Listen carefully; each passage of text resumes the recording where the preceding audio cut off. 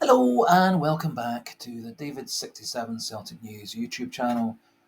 Going to do two videos today. First video is of the Celtic women's side, the Celtic Girls, concentrating on a post-match review of their excellent 5-0 win against Hearts women in the SWPL and put themselves back top of the table by 2 points and an excellent 17 goal advantage in goal difference with a pretty incredible plus 106 for their goal difference. Game was played at Celtic Park, and for a lot of the pre-match publicity, the Celtic Girls and management and coaching staff were talking about it being a return to paradise, and it does appear quite a number of the players on both sides had been dreaming of playing at Celtic Park for the whole of their career. Was a very good game of football, certainly for the first hour or so. The game was live on BBC Alba, and I've done some edited highlights using the BBC Alba coverage, which will pop into the video halfway through. For those new to the channel who enjoy some coverage of Celtic and the Celtic Girls, please do consider clicking the subscribe button. For those who like the video, please do click the like button, and as usual, do feel free to pop your pleasant, polite comments, informative, instructive, etc. comments regarding the Celtic Girls, the Celtic women's side, and we can have a nice chat regarding the Celtic women's side of the club via the channel. Alina Sidikou very cleverly, I thought, exploited the extra space of Celtic Park, much larger pitch and playing field than the usual ones that the women play on the artificial pitches such as Excelsior and Cumbernauld and Petershill, etc. And it did look like Hearts did take quite a long time to adapt to defending much bigger spaces. Sidikou started, I thought, cleverly with a 3-5-2, three central midfielders who worked very strongly in midfield, a lot of good passing, tackling, intercepting from Colette Kavanagh, Natalie Ross and Shane Mengu, and the two wide players, Lucy Ashworth-Clifford and Celia Barclay, were clearly told to stay out wide, and in particular this allowed Celtic a lot of space down the left wing with Lucy Ashworth-Clifford, a lot of good long passes by Caitlin Hayes out to her, and also good passes from midfield and from Chloe Craig out to Lucy Ashworth-Clifford on the left. Amy Gallagher was out injured with a muscular injury in the top of her leg. Kit the first Kate was on the bench, and so the up front two were Tash Flint and the Harvard University graduate Murphy Agnew, who has, I think, considerably improved under Alina Sidikou's coaching and training. Murphy's turned into an all-around attacking midfielder and striker. She seems to have gained a couple of yards of pace, excellent finishing skills now, and it does appear that she and Sidikou have brought the best out of Murphy, and she's turned into, I think, one of Celtic's best players of the second half of the season, and it's significant that she may well keep both Kit Lefersky and Amy Gallagher out of next weekend's Cup semi-final game against Rangers, which will be live on BBC One Scotland and the BBC iPlayer sports site. So it's a 12:15 kickoff next Saturday against Rangers in the Cup semi-final.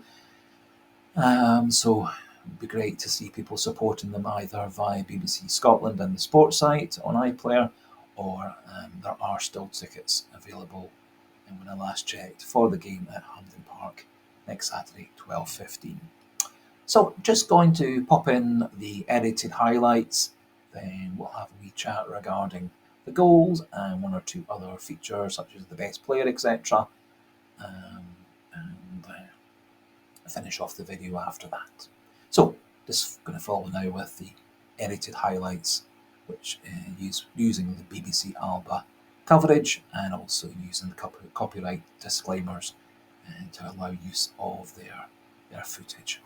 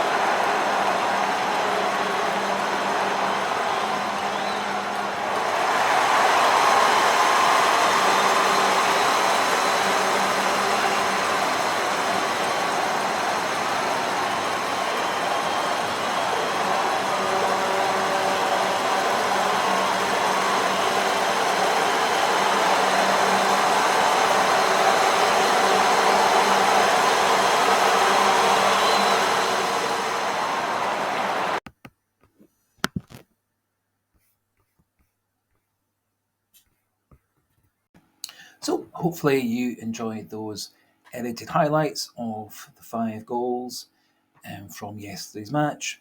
My own thoughts regarding Celtic's performance and the goals.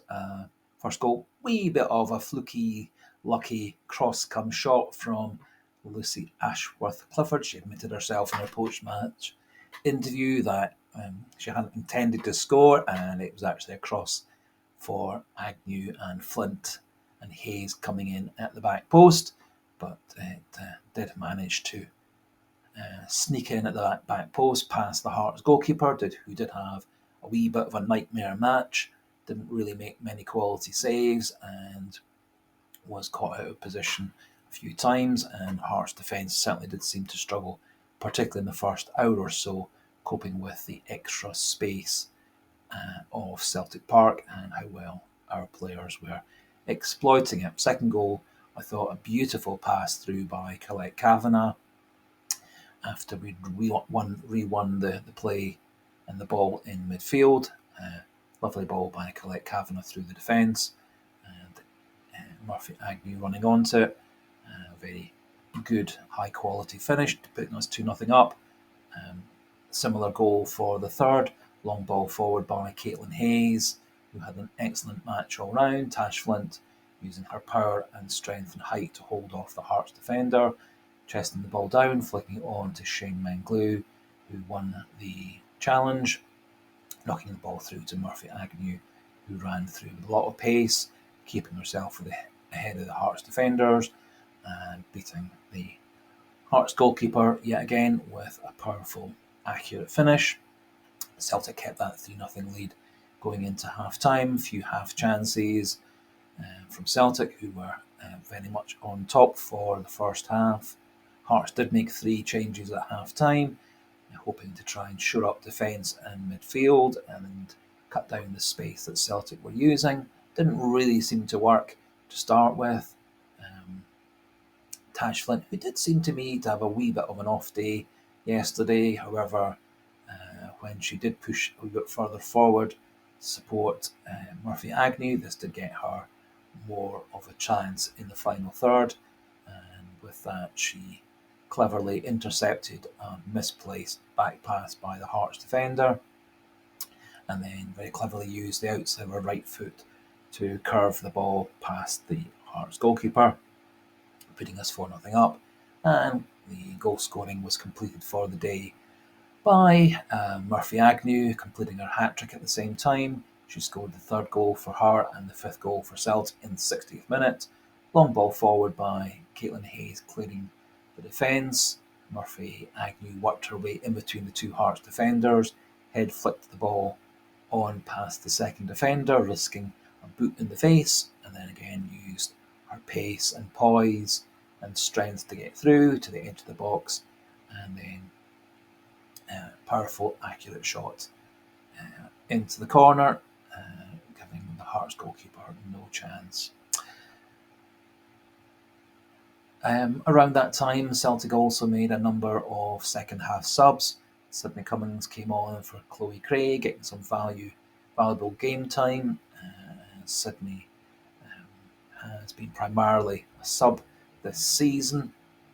I thought she looked very good actually in the back 3 alongside Caitlin Hayes and Kelly Clark. Sydney Cummings has always been a very good defender, and her distribution and ability with the ball at her feet has improved considerably under Elena Sudoku and the coaching staff. Nice also to see Claire Goldie getting some time. Around about 20 minutes or so. She is a very talented young player that's come through Celtic's academy. She looked good working her way forward, having replaced Murphy Agnew. Kit Leversky came on to replace Tash Flint, keeping Flint hopefully fresh for next Saturday against Rangers. Also nice to see Maria McInerney and Lisa Robertson coming on in the last 10 minutes or so. Lisa Robertson getting a wee bit more match practice and match fitness, having come back from time out for maternity leave. And I always do enjoy watching Maria McInerney, a very talented young player for Celtic, very versatile player, excellent left foot, and shows lots of creativity, intelligence, and steeliness in midfield or defence, and does cover a number of positions for Celtic down the left side and centrally as well. And I think she's going to be a star of the future. Player of the match, vote would have to go for Murphy Agnew. She was a constant threat to the Hearts' defence, scored a hat-trick, so second week in a row she was the BBC Alba Player of the Game. She is showing more and more confidence, more and more skill, more and more pace, and as I was saying earlier on, does give Alina Sadiku a wee bit of a selection headache for next Saturday against Rangers. We may well go in again with the 3-5-2, as Hampden Park is also a larger than average playing surface for women's football. And I think that tactic would work well against Rangers, who do have quite a slow, tight defence, and so I think exploiting out wide could be very useful. We might even see Kit Lefarsky playing right wing rather than up front, as I think her pace against the Rangers left back could be quite a vital factor. Amy Gallagher might pop back into central midfield, or they may well go for Shane Menglu, Colette Kavanagh, and Natalie Ross again, keeping Amy Gallagher for the bench. But I think Murphy Agnew really does have to start next week alongside Tash Flint, be it in a 2 or a 3. Thought the midfield central 3 had an excellent job, and yet again, Lucy Ashworth-Clifford, a bit of a star down the left wing. Back 3 of Craig, Clark, and Hayes, as always, calm, strong, and Hearts rarely had any chances throughout the whole game. Kelsey Doherty's main role seemed to be restarting the play when the ball was knocked back to her. And pretty much the only time she really was called in to be used was pretty much the last kick of the ball when the Hearts player did get through, and she bravely dived at the Hearts player's feet to take the ball first. So lots of positives going into the next week's game against Rangers. Celtic have a lot of players on form. Alina Sadiku has made this team, I think, considerably better. She's improved players such as Gallagher and Murphy Agnew in particular. Shane Menglu has gained an extra steeliness and strength in her tackle, which could be useful for beating Rangers next Saturday. Caitlin Hayes, Chloe Craig, and Kelly Clark have all improved with the ball at their feet, particularly Kelly Clark, and all three are very good at getting the ball forward and picking out short passes and long passes, and our wide players also learning much more in how to beat the last player, and get the ball into the box. And we have a lot of attacking skills with Gallagher, Lefarsky, Agnew, and Flint. And so I'm confident that Celtic will win next Saturday against Rangers. There is quite a intense run into the title after that. Celtic will have a midweek game at home against Glasgow City, which will be at the Excelsior. And then there's a bank holiday Monday away game at Rangers at Cumbernauld, which I'm hoping to go to watch live myself. And I'm also hoping to see the last game of the season, which will be against Hibs at Celtic Park. Hopefully by then Celtic will have won the title. Otherwise, I suspect that Celtic will be going into that match knowing that a win will give them the title. Well, that's what I'm hoping for. That's what I'm expecting. Celtic's women are a step ahead now of their two big rivals, I think. Plus, they have so much strength coming off the bench and so much talent coming off the bench. And so I'm very, very hopeful that they'll see this season through and end up with a double. So that finishes things off for today's women's football video for the Celtic Girls. If you are new to the channel and do like an independent coverage of the Celtic women's side away from the official Celtic TV site, do please click the subscribe button, which allows more people to see this sort of video and spreads the good word of Celtic's women's side. Do think about clicking the like button, that improves the analytics with YouTube as well. And as always, do feel free to use the comment section for comments regarding the women's side. I'm going to be doing another preview video for the Celtic Rangers Women's Cup semi-final match. We'll do that on Friday in preparation for the game live on TV on Saturday. And so until then, thanks for watching, goodbye, and hail, hail.